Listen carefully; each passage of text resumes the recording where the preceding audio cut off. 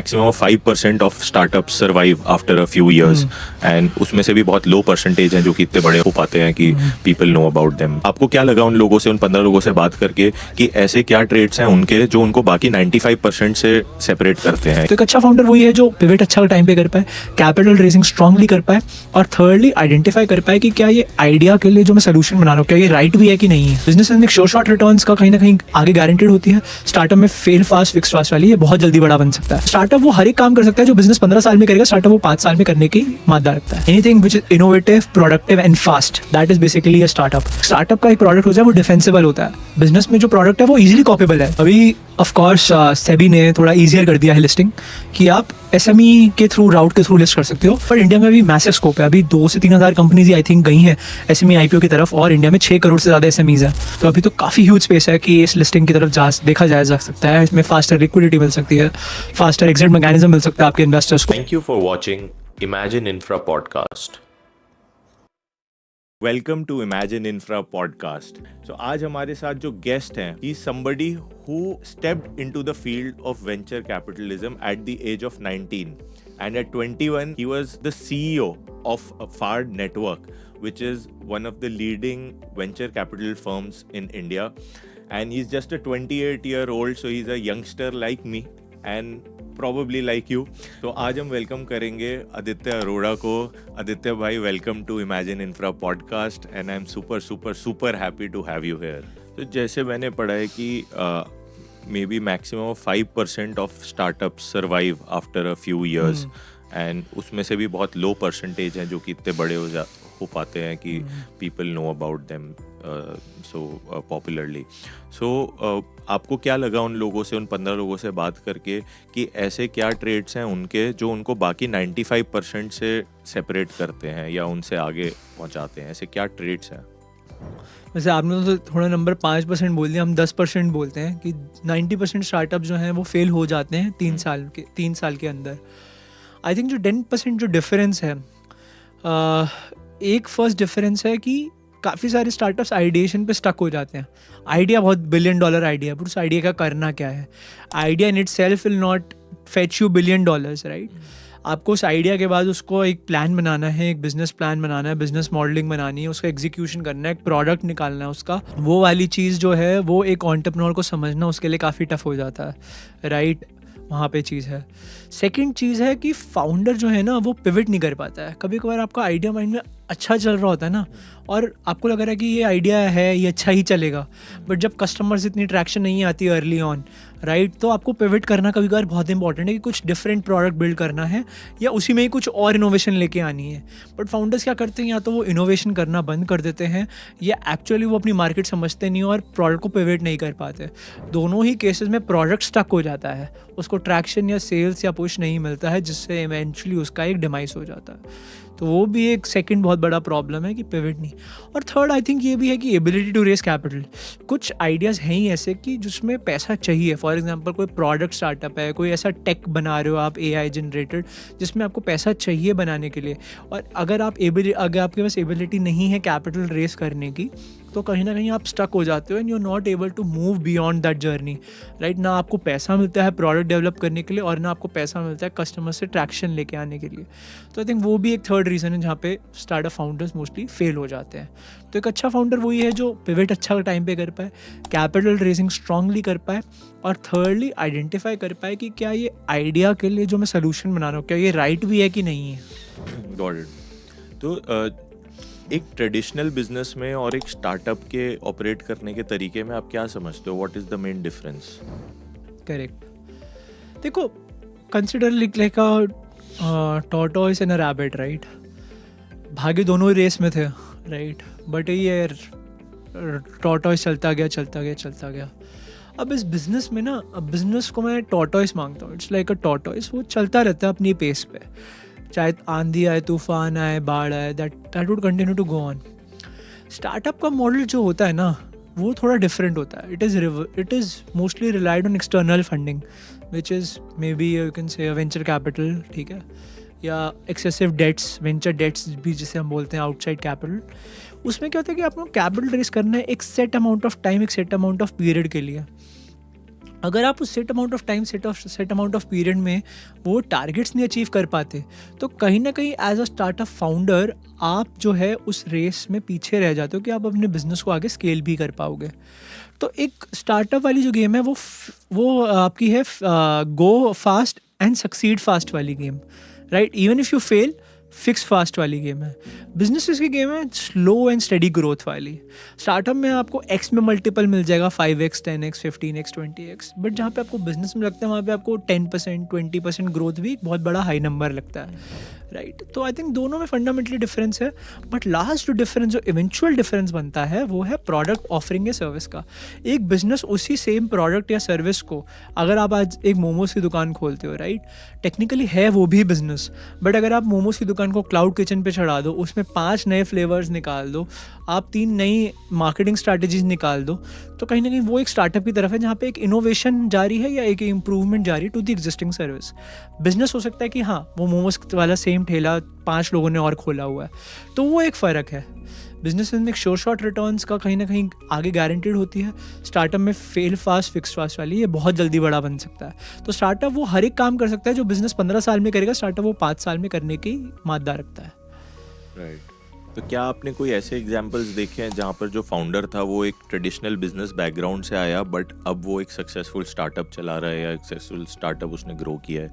ऐसे कुछ एग्जांपल्स आए हैं आपके साथ? बहुत सारे एग्जांपल्स आते रहते हैं मेरे पास। मतलब मेरे इंडस्ट्री में काफ़ी सारे ऐसे हैं जो लेट्स से जिनकी डैड्स की लिस्टेड कंपनी है या soon to be listed company है, वो अपना फैमिली बिजनेस छोड़ के आके कुछ अपना खुद का नया स्टार्ट करते हैं, राइट, फ्रेश फ्रॉम कैपिटल। और वो एकदम अनरिलेटेड इंडस्ट्री भी हो सकती है। अब जैसे एक फाउंडर है जिसके पापा की स्टील की लिस्टेड कंपनी है बट वो स्टार्ट कर रहा है फूड में, राइट। सो आई थिंक उनमें ना हमेशा पैशन मैंने देखा है कि बहुत ज़्यादा होता है, क्योंकि एक अच्छे सेटअप को छोड़ के आना है ना, और right starting everything from zero knowing that you would fail, वो चीज़ एक बहुत चीज़ इंपॉर्टेंट होती है। और क्या है ना कि और इन्वेस्टर्स के जाके सामने पैसे मांगना, वो हम्बलनेस रखना है ना, वो ईगो को पीछे छोड़ना कि हाँ भाई मतलब मेरे पास ऑलरेडी एक सेटअप है, वो फाउंडर्स का एक जो रेजिस्टेंस या जो एक रेजिलियंस होती है वो चीज़ मैंने कम देखी है। बट हाँ डेफिनेटली मैंने ऐसे काफ़ी सारे फाउंडर्स बैक करे हैं जिन्होंने अपने वेल एस्टेब्लिश फैमिली बिजनेसेस को भी आगे बढ़ाया है और साथ साथ अपने स्टार्टअप्स को भी आगे बढ़ाया है। Right right.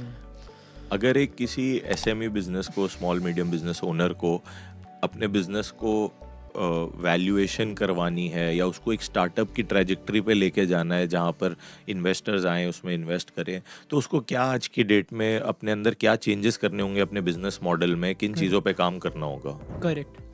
करेक्ट। आज की आप डेट में देखेंगे कि सारी ही कंपनीज अपने आप को स्टार्टअप्स बुला रही हैं, चाहे वो 30 40 साल पुरानी भी हो, बिकॉज एक नया बज़वर्ड या एक नया कूल वर्ड बन चुका है startups, right. Anything which is innovative, productive and fast, right, जिसे हम IPF फ्रेमवर्क कहते हैं, innovative, productive and fast, that is basically a startup, right. A company can also be a startup provided they are innovative, productive and fast.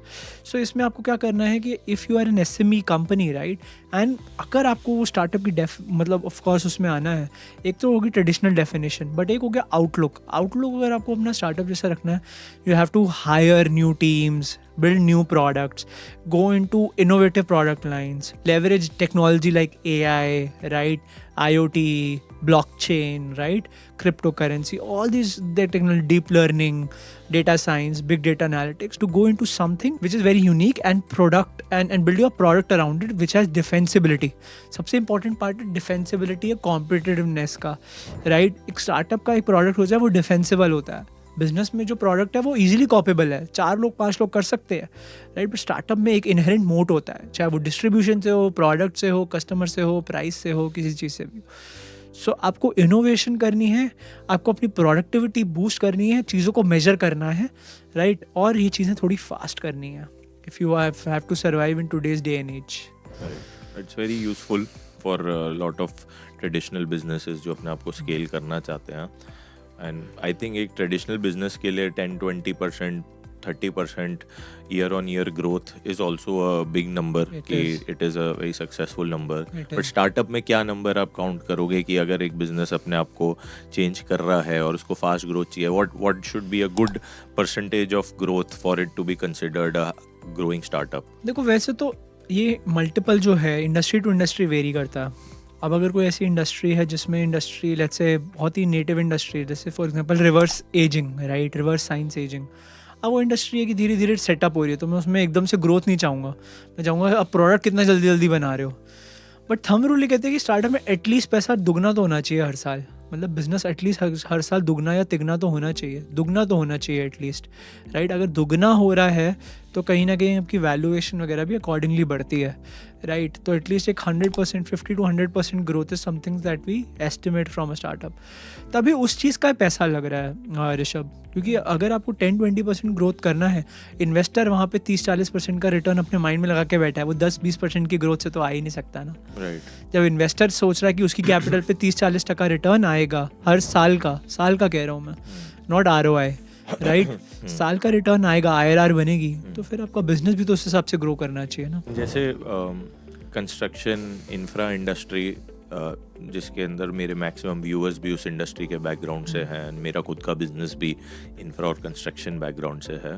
सो उस type के लोगों के लिए आपके पास क्या एडवाइस है कि वो अपने बिजनेस के अंदर किन चीज़ों के ऊपर आज की डेट में पैसा लगाएं जिससे कि कल को वो फास्ट ग्रोथ अचीव कर सकते हैं? तो किन टाइप की टेक्नोलॉजीज़ हैं इस टाइप की इंडस्ट्रीज़ में जिनके ऊपर वो अपना टाइम, अपना एफर्ट, अपना मनी लगा सकते हैं? Got it.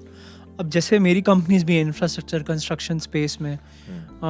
जैसे एक वेंडर इंफ्रा करके है, वो एक मार्केट प्लेस बना रहा है, राइट, जिसमें आप बिड्स लगा सकते हैं of course as a for various infrastructure projects. तो ऐसे बहुत सारे वाइट स्पेसेस हैं. जैसे गवर्नमेंट टेंडरिंग में बहुत बड़ा वाइट स्पेस है, आगे आपको ज़्यादा पता होगा, राइट. बहुत बड़ा वाइट स्पेस है. मटेरियल प्रोक्योरमेंट में एक बहुत बड़ा वाइट स्पेस है. देन इसकी रेगुलेशंस में एक बहुत बड़ा वाइट स्पेस है. फाइनेंसिंग में और भी बड़ा वाइट स्पेस है, राइट. फाइनेंसिंग एक बहुत बड़े मेजर चैलेंज है इस इंडस्ट्री का. सो आई थिंक इन सब एस्पेक्ट्स के around if you study and if you think कि कुछ ना कुछ एक नॉवल प्रोडक्ट बन सकता है जो कि इस प्रॉब्लम को सॉल्व कर सकता है, आई थिंक उस पर स्टार्टअप ज़रूर बना सकते हैं आप. तो आदित्य, मैं आपसे SME IPO जो आज की डेट में बज़वर्ड है बिजनेस के पूरे इकोसिस्टम के अंदर, सो SME IPO का आपका क्या ओपिनियन है कि how should a traditional business think about an SME IPO? Is it worth something जो कि एक हर एक बिजनेस को समझना चाहिए, या फिर ये गिने चुने लोगों के लिए ही ये बना है? आई थिंक समझना तो सबको चाहिए, क्योंकि एक बहुत ही ईजियर, आई वुड नॉट से वेरी ईजियर, बट डेफिनेटली एक एक्सेलरेटेड पाथ आ गया है लिस्टिंग का. पहले अगर आपको मेन बोर्ड लिस्टिंग करनी थी तो उसके 100 तरीके के 1000 तरीके के कंप्लाइंसेस होते थे. अभी ऑफ कोर्स सेबी ने थोड़ा ईजियर कर दिया है लिस्टिंग, कि आप SME के थ्रू, राउट के थ्रू लिस्ट कर सकते हो, जिसमें प्रॉफिटेबिलिटी भी आपको 2 साल की दिखानी है. आपका जो क्या नाम टर्नओवर भी है, टर्नओवर भी ऐसा कुछ बहुत ही फिक्स रिक्वायरमेंट्स नहीं है उसके, राइट. बहुत ही ऐसे वाटर टाइट रिक्वायरमेंट्स नहीं जितने एक मेन बोर्ड लिस्टिंग के होते हैं. और वहीं से आप SME से मेन बोर्ड पर भी जा सकते हो, लिस्ट हो सकते हो. ऐसा नहीं कि अगर आपने SME पर लिस्ट कर दिया तो कल को आप मेन बोर्ड पे नहीं जा सकते, वहाँ से भी आप जा सकते हो. सो मोस्टली जो एस्पेक्ट है कि प्रॉफिटेबल बिजनेसेस के लिए एक थोड़ा ज़्यादा है, कुछ नॉवल या इनोवेटिव साइंस आप बिल्ड करो थोड़ा उसके लिए ज़्यादा है. और इसमें क्या है कि मोस्टली जो पार्टिसिपेशन है वो काफ़ी रिटेल और इंस्टीट्यूशनल पार्टिसिपेशन भी है. पर इंडिया में भी मैसिव स्कोप है. अभी 2 से 3 हज़ार कंपनीज ही आई थिंक गई हैं SME IPO की तरफ, और इंडिया में 6 करोड़ से ज़्यादा SMEs हैं.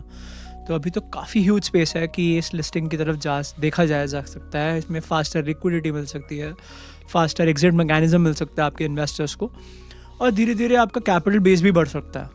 तो आई थिंक डेफिनेटली एक स्पेस है to explore with the other businesses. Right. So normally जैसे एक traditional business owner debt financing का ऑप्शन ज़्यादा लुक्रेटिव लगता है कि यार 8% 9% आपने इंटरेस्ट रेट देना है, बैंक आपको फंड करेगा, सारा का सारा पैसा जो है फिर अल्टीमेटली जो आप बना रहे हो वो आप ही का ही है. तो एक किसी को क्यों कंसिडर करना चाहिए कि वो पैसा बैंक की बजाय किसी इन्वेस्टर से रेज करे, मार्केट से रेज करे? देखो 100 चीज़ें हैं. बैंक का पैसा मोस्टली लगेगा वर्किंग कैपिटल में, बैंक का पैसा लगेगा mostly day to day business operations में.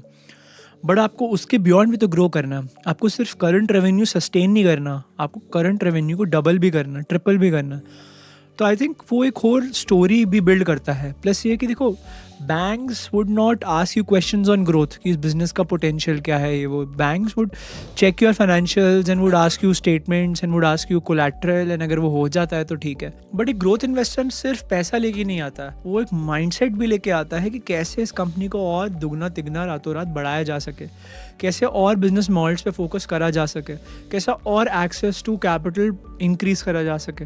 ये सारी चीज़ें जो हैं एक अनबीटेबल फैक्टर है. मतलब आई वुड नॉट से बैंक लोन्स आर बैड, आप दोनों को लेवरेज करो, तभी इसको कहते हैं debt equity leverage, right. It's a leverage, right. दोनों को आप चलाओ. कंपनी में सिर्फ इक्विटी रेस करोगे तो डाइल्यूशन करते रहोगे. इक्विटी कॉस्टलीस्ट फॉर्म है रेजिंग कैपिटल का. बैंक डेट सबसे चीप है, बट ये है कि बैंक डेट का फिर वही है कि हर चीज़ के अपने प्रोज एंड कॉन्स हैं. तो आप डेट भी रेस करो वर्किंग कैपिटल के लिए, बट इक्विटी रेस करो ग्रोथ के लिए.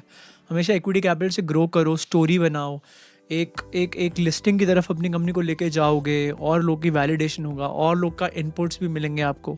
और वो आउटसाइड पर्सपेक्टिव ना बिजनेस में बहुत ज़रूरी होता है कभी कभार, क्योंकि अगर आप 10-15 साल एक बिजनेस में ही हो ना, तो आप हमेशा एक पर्सपेक्टिव से बिजनेस को सोचते हो.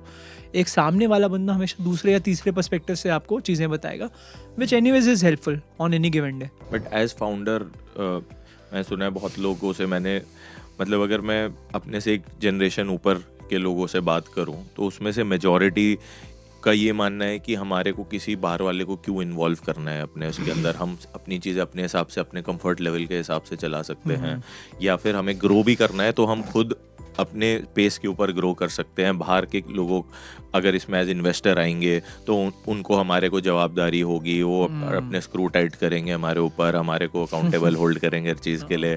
तो क्या ये सोच वैलिड है किसी एक फाउंडर के लिए या किसी एक बिजनेस ओनर के लिए कि क्या मतलब SME IPO पे जाने से क्या मुश्किल हो जाती है उनकी लाइफ? देखो, इवेंचुअली आप मुझे बताओ, जब हम बचपन में पढ़ते थे तो हमारे पास, जब हम खुद ही पढ़ाई करते थे, हमेशा कभी अपने हिसाब से काम करते थे, कभी टीवी देख लिया, कभी वो देख लिया. जब हमारे सर पे टीचर बैठा रहता था तो हम नॉन स्टॉप काम करते रहते थे, ठीक है. एंड में वो टीचर भी तो हमारी भलाई के लिए ही था. मेन ना माइंडसेट का प्रॉब्लम है. ऐसा नहीं कि सारा इन्वेस्टर जो है वो आपके सर पे रोज़ बैठा रहेगा. अब मेरे पास 125 कंपनीज हैं, मैं अगर आपके सर पे रोज़ बैठूंगा तो बाकी 124 के सर पे कब बैठूंगा, राइट. मेरे पास टाइम ही नहीं है उतना. थिंग इज़ कि आपको ये समझना है, इन्वेस्टर अपना राइटली चूज़ करना. इन्वेस्टर चाहे बाहर वाला हो, बट काम इंटरनल लोगों की तरह करे. हम इस दुनिया में भी अपने जब फ्रेंड से मिलते हैं, फ्रेंड्स तो सारे टेक्निकली बाहर वाले ही हैं, but friends become families also over time, right. तो that is the relationship that you need to have both from the founder and the investor perspective. आपको एक माइंडसेट शिफ्ट करना है कि इन्वेस्टर सिर्फ बुरा नहीं है, या बाहर वाला नहीं है, या जवाबदेही वाला नहीं है. इन्वेस्टर अगर एक अकाउंटेबिलिटी रख रहा है और वो बिजनेस के प्रोसेस को इम्प्रूव कर रही है तो बुरा ही क्या है इसमें, राइट. अगर इन्वेस्टर और कैपिटल लेके आ रहा है, बिजनेस को और जगह पे लेके जा रहा है, और फास्टर एक्सपेंशन हो रही है, राइट, तो उसमें बुरा क्या है. किसको फास्टर ग्रोथ अच्छी नहीं लगती है, राइट. तो एक माइंडसेट शिफ्ट है जो धीरे धीरे आपको करना है, और आज की डेट में वो चीज़ करनी ही पड़ेगी ऋषभ, क्योंकि बिजनेसेस इतने कंपेटिटिव हो चुके हैं, राइट. आप कोई सी भी इंडस्ट्री इंडिया में उठा लो, उसमें अगर आप 10-12 कंपनीज नहीं आप किसी भी इंडस्ट्रीज में 10-12 कंपनीज ईजिली बता पाओगे.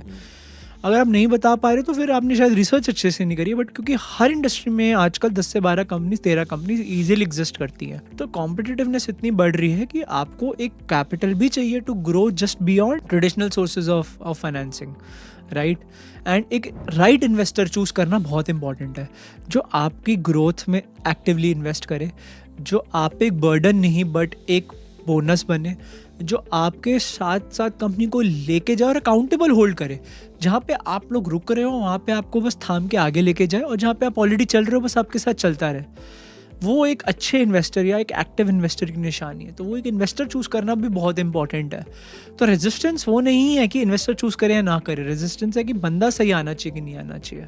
Okay, so thank you so much for joining us on this episode, and I will see you next time on the Imagine Infra podcast. Namaste.